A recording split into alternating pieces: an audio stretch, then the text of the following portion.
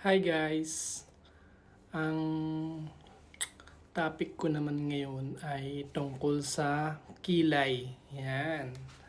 Yung kilay natin. Kasi nung isang araw may nagtanong sa akin, Dok, ano ba ang function ng kilay natin? Ba't may ganyang kilay tayo? Yan. Sige. Sa anatomy or sa evolution, simple lang yung kilay natin sa function. Yan. Ganyan yung kilay natin, di ba? So kapag ka may pawis dyan, o pagka umuulan, hindi tutulo yung pawis at ulan papunta sa mata mo.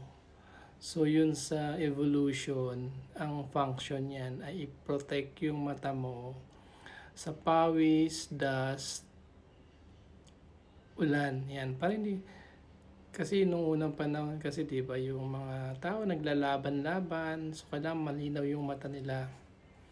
So kailangan wala diyan tutulong dust, pawis at saka ulan. So kaya ganyan yung parang payong.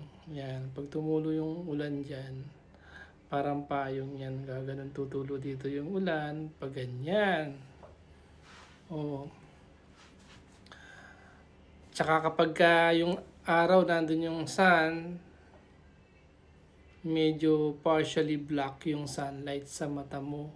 Protected yung mata mo sa sunlight. O, di ba? Ano pa? So, nung 1910, 1920, ganyan, 1930,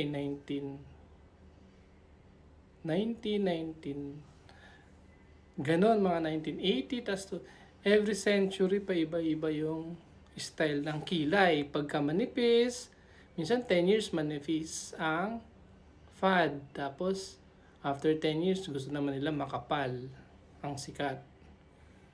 Minsan naman manipis uli. Minsan naman pag ganun. Diba? Ano pa? Ayan. Kapag kagalit ka, pag masaya ka, pag nagulat ka, o diba? Yan. It shows emotion daw. Yun sa kilay. So, dyan makikita kung ikaw ay masaya, malungkot, saya, ganyan. Dyan makikita sa kilay. Minsan, yung facial feature mo makikilala ka din daw kapag kayong sa kilay. Yan. So, ano pa? Ano pa ba? Wala na. Wala lang na akong may reel, kaya pati kilay pinagdiskitahan ko na. Oh, good night guys.